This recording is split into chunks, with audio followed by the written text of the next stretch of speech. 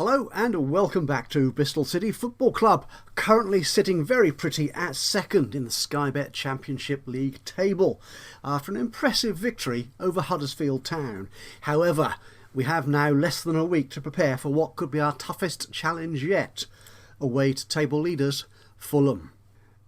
But you know me, I love good news, and would you believe December 2019 starts off with some very good news indeed, particularly for Nicholas Eliasson, who's one of our most impressive players, certainly in recent matches. Very busy winger who's also capable of scoring quite impressive goals as well, and he has been awarded the November Player of the Month award for his appearances so far for a team. Very nice job indeed. Well done, sir. And you know, I don't want to sound immodest, but I have to say, really rather pleased, quite happy to receive the Manager of the Month award for the Championship League. Yeah, 5 matches, 100% win ratio. That's not a bad record. And interestingly enough, you know, there in third place in this list is Scott Parker, manager of Fulham. Yeah, our next opposition. I wonder what that says about our relative team successes. We shall see. And December continues with yet more good news, this time from the medical centre. We've heard that Corey Smith, who's been out for 8 months following an ankle injury, is returning now, and he's completed the rehabilitation phase, and we can bring him back into training, which is very good news indeed. And the good news continues. Jay De Silva, who I've not actually seen play in this season, has been released now. He has finished his recovery process of the treatment for his injury, and he will be going through rehabilitation now before he starts training. But that's good news indeed. So yeah, and likewise, Famara Deadu, one of our sort of he is our top goal scorer. Actually, I have a feeling he's our joint top goal scorer. But what the heck? He's a goal machine. That's all we need to know about this fellow. And he is now also coming out of rehabilitation and recovery, so he should be ready for training any time now. It'd be good to get him back on the field of play. Oh, and we've just received news from the FA Cup. We know who our first opposition will be when we enter the competition, and that's going to be fellow Championship team Middlesbrough, and we'll be facing them in January next year. So could be an interesting match, because I think they're doing reasonably well as well. At the moment, they're currently 6th in the table. Oh, this is getting too much. This is getting too much, chaps. Too much, people. People, stop applauding. More plaudits for our team. The Sky Bet Championship Team of the Week includes not 1, not 2, but 4 Bristol City players. So we see here listed our strikers, Benkovic, the newly returned to very impressive form, the double goal scoring Andreas Weimann. We have Marcus Henriksen in the midfield as well. I don't sort of bring attention to him very much, but he's a very solid midfielder there for us. So he's been recognised by who's doing this? Is it Sky Bet? Whoever is doing this table anyway. They've marked him out for recognition there. And also Philip Benkovic, one of our leading and most talented defenders, is listed there. So 4 out of that in the whole team. That's quite a good ratio. Okay, so we have, as I've said before, an interesting match coming up against table leaders Fulham. I've decided to adopt a more cautious approach to this match. We are sort of just bedding into our 4-4-2 formation, and the tactics seem to be working quite well. But this is the first time I think we're going to be really tested in this strategy. So I've asked my assistant manager, Dean Holden, for advice, and he's suggesting that we keep Mark Gillespie, our newest goalkeeper, in that position rather than our regular starter, Dan Bentley. But interestingly, he's suggesting we put Benkovic in instead of Andreas Weimann, pairing up with Nahki Wells at the front, at the goal mouth. So, not that I don't trust his judgment, of course, but I thought, best, have a look myself, see if I can see where he's coming from, see why he's chosen Afobe over Weimann for this role. And yeah, this is a shortish summary of their relative skills as strikers. And as you can see, they are very, very closely matched. They're very similar in attribute in this role. But we do see here that, as Dean Holden has suggested, that Afobe does have a couple of key areas of advantage over Andreas Weimann, particularly in the air. And also in his technical attacking skill. He just has the slight edge there. And I think when we're up against quality opposition like Fulham, then we will need our best players on the pitch. Weimann, of course, will be there ready to play. He will definitely be in the subs on the subs bench. But I think, yeah, I'll go with Holden's recommendation there and put Benik Afobe in as part of our striking duo. Okay, right, so after several days of really good news at the beginning of the month as we run up to our upcoming match, we have some less good news from the training ground in that Filip Benkovic has suffered an injury which could take him out of action for, they're saying here, up to 3 weeks. Let's hope it's less than that, but this is going to be awkward to deal with because he's one of our most powerful defenders, most reliable defenders, and he also has a very good tactical mind as well. So he's really good at moving the ball up and getting it into position to sort of to foment an attacking posture. So yeah, we're going to have to see how we can deal with his loss from the team as we face up to Fulham. So bearing in mind that we have lost Filip for this upcoming match, who do we have to replace him? Here's again another character a bit like Henriksen, who I've not really drawn attention to in previous matches.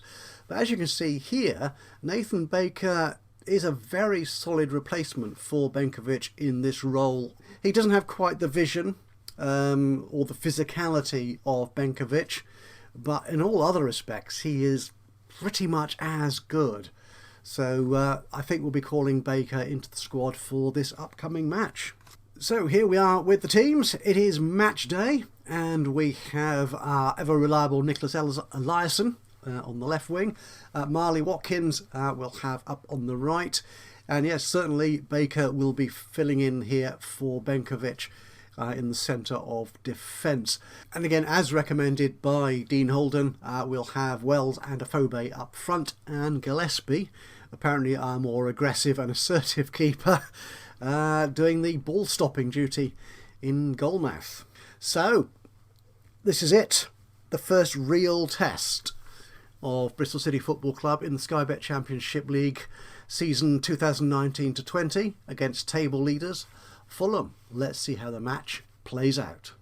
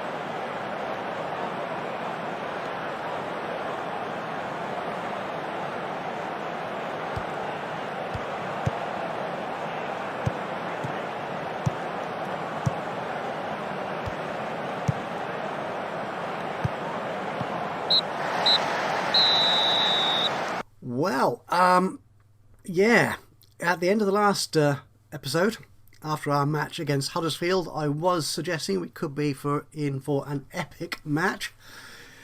And no, I don't think anyone would describe that as epic in any real sense. However, we haven't lost, which is perhaps the most important thing from my perspective anyway. But yes, it was not a great performance by any stretch. We were saved by some really solid defending. And that I'm really pleased about. Gillespie really showing his skills and talents there. I'm really happy with the decision to bring him into the team as we did at the beginning of the season. And likewise, Nathan Baker, what a performance! And he was awarded the Player of the Match accolade for that. So yeah, between them, I think they've kept us in this match. But again, I think I had slight concerns about this in the match against Huddersfield. But possession, 38%. That is not a good number. In fact, our numbers here are not at all impressive. Yeah, we had a couple of goal-scoring chances. Our defence did really good, solid work. But where was our midfield? The passing was pitiful. It really wasn't good at all. So yeah, I'm not going to be happy about that. And these diagrams again show the whole sorry story. Where's the midfield heat on the Bristol City side? There isn't any. Okay, we did fair enough in goalmouth. We got into position and we did have a fair number of shots at goal. But no, passing and possession really was not in our hands today. And this is a sort of quick summary of who did well at what and who didn't. And I mean, the players, I think you saw, particularly in the second half, we worked quite hard. We were trying. We did have a fair number of shots at goal. But as these numbers here show, our wingers, Watkins and Eliasson, just really didn't appear to be getting any of the ball at all. 13 passes completed, 10 passes completed. Those are not good numbers. They were running around, they were trying, but they just couldn't get into they weren't mixing it up enough with Fulham. But a draw is not a loss. And we are now we have not gone behind Fulham here. We are still by goal difference only in second place in the Sky Bet Championship table. Leeds also drew, so nothing in the top three has changed at all.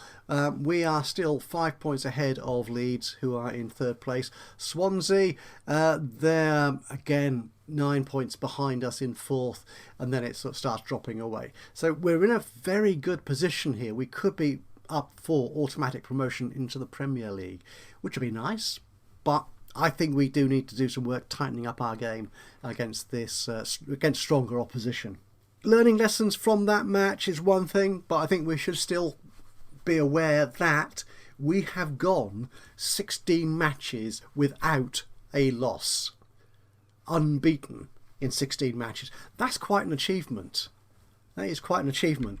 Out of 20 matches so far this season, Who could argue with that? That's a good record. And that's it. That's it for the 20th match in the Sky Bet Championship for Bristol City Football Club. And we'll wrap up with, again, a quick hit list of what the top topics are on social media. And it's the usual mix, really, of praise and criticisms, some euphoria, some doom and gloom. I'm going away. We've done a sound job. We've still got things to work on, but we're in a very good position going forward. So that's it for this match. We're up against Millwall in just a few days' time. Again, another club actually doing rather well in the table at the moment. So I think we need to sit back, just learn, relax, and put everything we know about the game into that match. And we could come away victorious. But you'll need to wait until the next episode for that. So from me, Ajaxpost, here in Football Manager 2020 with Bristol City Football Club. Until the next time, bye-bye for now.